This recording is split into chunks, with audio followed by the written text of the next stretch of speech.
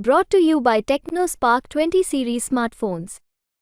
ERCP का agenda है, वो हमारा मेन एजेंडा था और हमारी सरकार ने उस पर अब तक 23,000 करोड़ रुपए दे चुकी थी। गहलोत साहब की सरकार, हमारे नेता दिल से काम कर रहे हैं। आपके यहाँ ममता भूपेश जी खड़ी है, पूर्व कैबिनेट मंत्री हैं, हमारे और प्रत्याशी हैं, सब मेहनत कर रहे हैं और जनता में इस बार ज़बरदस्त जोश है। मैं तो कह रहा हूँ जिस हिसाब से जनता में जोश है और जोश का सही सदुपयोग हो गया तो नॉर्थ इंडिया में सबसे ज़्यादा वोटों से जीतने वाली सीट दौसा होगी, चाहे मोदी जी कुछ भी कर लें। चाह रहे मैं गारंटी के साथ में कह सकता हूँ, मोदी जी यहाँ चाहे रोड शो कर लो, चाहे राउंड शो कर लो, चाहे पैदल शो कर लो, दौसा सीट ऐतिहासिक जीतेगी और जितने मोदी जी राउंड करेंगे इतने यहाँ की वोट और हमारे ज़्यादा बढ़ेगी। क्या दौसा के दंगल में मुरारी लाल मीणा करेंगे बीजेपी से दो दो हाथ? नमस्कार, मैं हूं नुपुर जारोली लोटा और आप देख रहे हैं राजस्थान तक।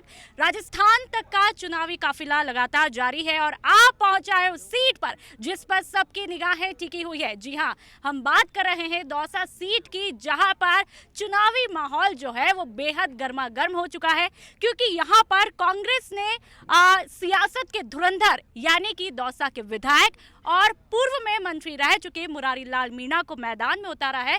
तो सामने उनके हैं बीजेपी के दिग्गज कन्हैया लाल मीणा, जो कि बस्सी से कई बार विधायक रह चुके हैं, मंत्री रह चुके हैं। लेकिन आखिरकार इस सीट पर क्यों सबकी निगाहें टिकी हुई है, ये मुरारी लाल मीणा जी से ही समझने की कोशिश करेंगे। हमारे साथ में वो मौजूद है। मुरारी जी, बहुत बहुत स्वागत है आपका राजस्थान तक। Thank you. किस तरह से इस सीट पर टक्कर देखते हैं, क्योंकि आपने खुद थोड़ी देर पहले कहा यहाँ का चुनाव जो है वो बेहद ही गर्मा गर्म हो चुका है। देखो, ये दौसा लोकसभा सीट है, ये सीट हमेशा हॉट सीट रही है। यहाँ पे पंडित नवल किशोर शर्मा, स्वर्गीय राजेश पायलट, सचिन जी पायलट, रमा जी पायलट सांसद रहे हैं। कांग्रेस का बड़ा दबदबा रहा है, लेकिन किसी न किसी कारण से पिछले 10-15 साल से ये सीट हमारे हाथ से निकल गई थी। इस बार हमारे पूरे कार्यकर्ता, हमारे पूरे नेता मिलकर काम कर रहे हैं। जनता की ज़बरदस्त भावना इस बार कांग्रेस के प्रति है और हमारे प्रति है, तो मैं समझता हूँ कि ऐतिहासिक जीत दर्ज करेगी कांग्रेस इस बार। साथ साथ में बीजेपी को इस बात का एहसास है, जैसा हमें महसूस हो रहा है, बीजेपी के सारे नेता इस लोकसभा सीट में कहीं न कहीं, यूपी के मुख्यमंत्री आए 2 दिन पहले, राजस्थान के मुख्यमंत्री 2 टूर कर चुके, कल दौसा में रोड शो मोदी जी करेंगे। लेकिन हमारी जनता पर कोई फर्क नहीं पड़ेगा। यहाँ की जनता जानती है अब हमको फैसला क्या करना है और वो अच्छा फैसला करेगी। मुद्दे क्या कुछ रहने वाले हैं? ऐसा हमारे 2 प्रकार के मुद्दे हैं। एक तो राष्ट्रीय मुद्दे, राष्ट्रीय मुद्दे में सबसे ज़बरदस्त जो मुद्दा है वो बेरोजगारी का मुद्दा है। जब से भाजपा की सरकार बनी है, इन्होंने सरकारी जॉब हमारे ख़त्म किए हैं, इनने हमारे जो पब्लिक सेक्टर थे उनका प्राइवेटाइजेशन किया है। केंद्र सरकार की जो नौकरियां इन्होंने निकाली नहीं, आज 30 लाख पद खाली पड़े हैं। ये युवाओं का देश है, तो युवा सबसे ज़्यादा बेरोजगारी से परेशान है। इसके साथ साथ महंगाई के मुद्दे हैं, इलेक्टोरल बॉन्ड के मुद्दे हैं। इसके अलावा स्टेट के जो मैटर हैं, स्टेट में जो हमारी सरकार थी 4 महीने पहले और गहलोत साहब मुख्यमंत्री थे, उसमें ऐतिहासिक काम हमारी सरकार ने करे थे। विभिन्न प्रकार की जनकल्याणकारी योजनाएं हमारी सरकार लागू की थी। इन्होंने उन जनकल्याणकारी योजनाओं को या तो स्लो कर दिया या धीरे धीरे कम कर दिया। इस बात को जनता समझ चुकी है और जनता इनको पनिशमेंट लोकसभा चुनाव में देगी उसका।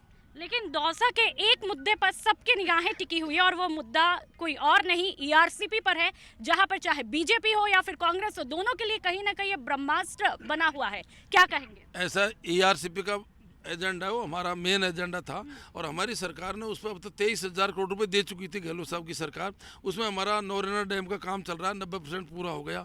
हमारा इसरदा डैम का काम चल रहा है, जिससे दौसा जिले को पूरा पानी मिलेगा, उसका काम भी 90% पूरा हो गया। पीने के पानी के चारों तरफ पाइपलाइन डल रही है।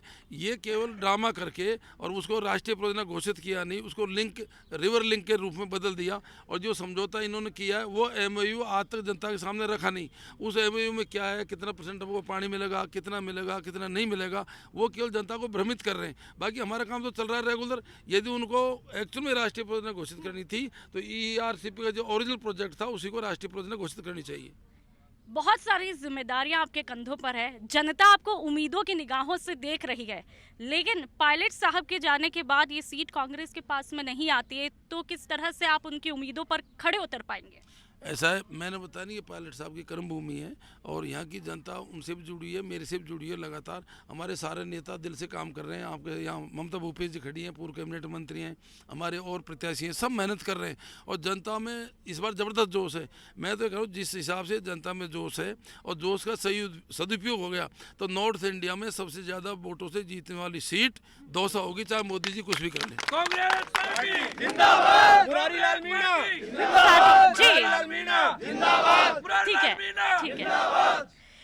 कल सबकी निगाहें दौसा पर रहेगी। वजह प्रधानमंत्री नरेंद्र मोदी खुद आ रहे हैं और सियासत जो है दोनों तरफ से जो है गर्मा गर्म है। लेकिन क्या लगता है किस तरह से ये दंगल अब देखने को मिलेगा और इस बार 2024 के नतीजे क्या कुछ रहने वाले हैं, आपको क्या लगता है? ऐसा है, जब 2018 का चुनाव हो रहा था मेरा विधानसभा का, उस टाइम मोदी जी आए थे और मीणा हाईकोर्ट में आए थे और एकदम ऐसा माहौल कर दिया, 60-70 हज़ार की गैदरिंग थी और मोदी जी को देखने जनता जरूर आई थी। क्योंकि जनता आजकल क्या है कि ड्रामाबाज आदमी को देखना पसंद करती है लेकिन उसको लाइक नहीं करती, तो वो ड्रामाबाज जनता पहुँच गई थी। और सबसे बड़ा कारण क्या हुआ, मोदी जी आने के बाद में पूरे देश के अंदर दौसा विधानसभा सीट को हमने 51,000 वोट से जीता था, उसमें मोदी जी आए थे। अब फिर मोदी जी आ रहे, मैं गारंटी के साथ में कह सकता हूँ मोदी जी यहाँ चाहे रोड शो कर लो, चाहे राउंड शो कर लो, चाहे पैदल शो कर लो, दौसा सीट ऐतिहासिक जीतेगी और जितने मोदी जी राउंड करेंगे इतने यहाँ की वोट और हमारे ज्यादा बढ़ेगी। एक आखिरी सवाल करूंगी, आपने अपने कामकाज गिनाए, मुद्दे गिनाए हैं, लेकिन बीजेपी भी अपने कामकाज मुद्दे गिना रही है।